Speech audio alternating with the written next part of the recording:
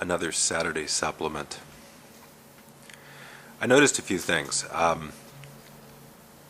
Among the more telling signs of what's going on is that I have produced now in the number of 80s, 82, 83 so far, YouTubes.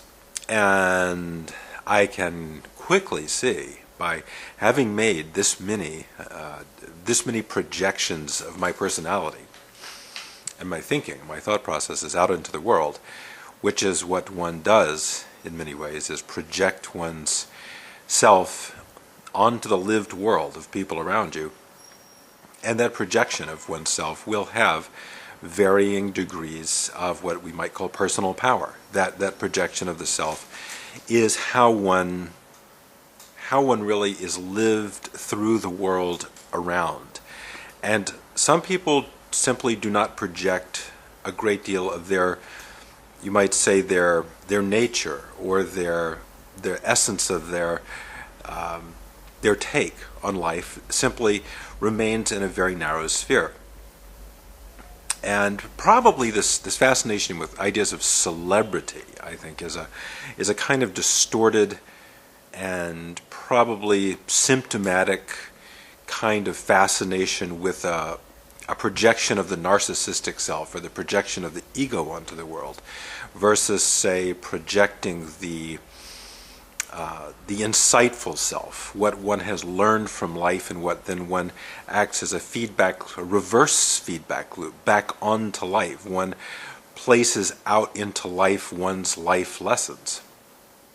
So I've attempted to do this with the last 82. My initial goal here, I think, is 100 YouTubes.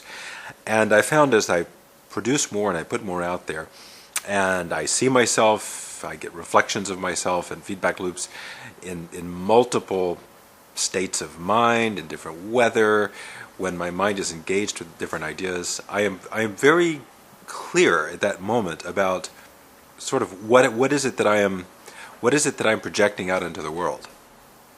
And what I have noticed as a problem, I think it's a very big problem with many people, especially people who are absorbed in gadgets, all their communication gadgets, their ways of keeping in touch with their multiple social media, is they really don't have a very strong sense of the self-world relationship. The world is so local. They live in sort of a tiny village of this electronic communication, and they're not sensing the great sphere, the great expanding sphere of the self reaching out into the world and touching unknown points of the world, and then those come back as very important feedback back to oneself.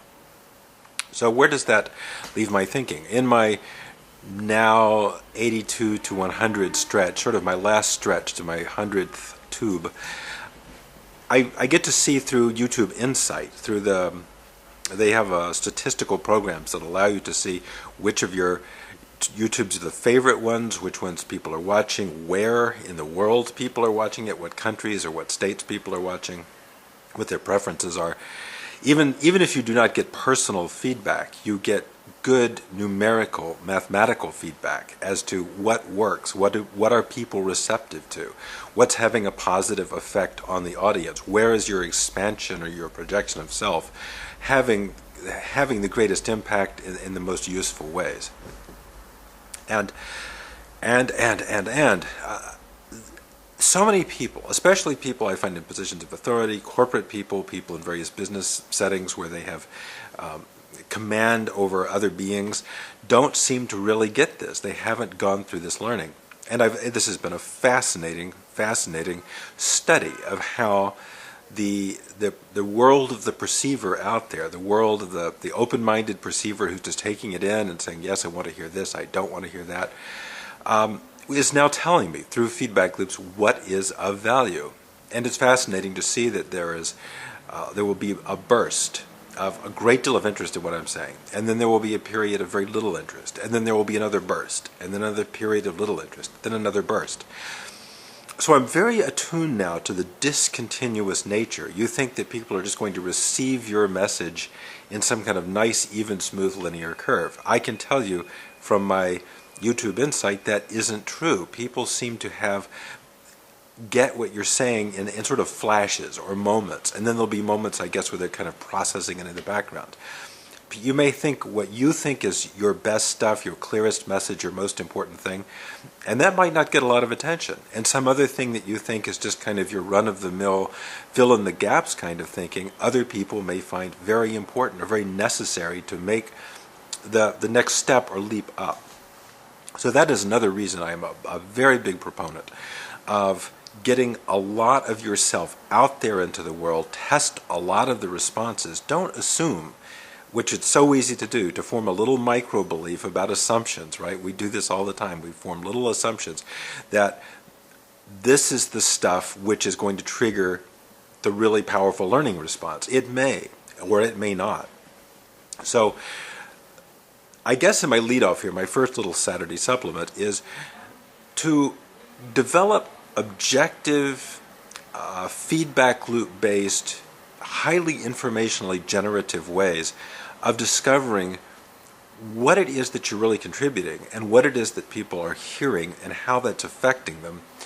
And you may have a lot of other stuff that you think is your cutting-edge, best, most interesting, powerful stuff, and it may be, and yet the listening simply might not be there, or the perceptual set might not quite be there. It might be there for you, but not for them. So I will keep pushing this idea of developing masterful means and masterful techniques of getting feedback in, and get objective feedback, subjective feedback, multiple levels of feedback. That is so critical in shaping and defining how your communication style is going to work. And we will take that up in greater detail later on.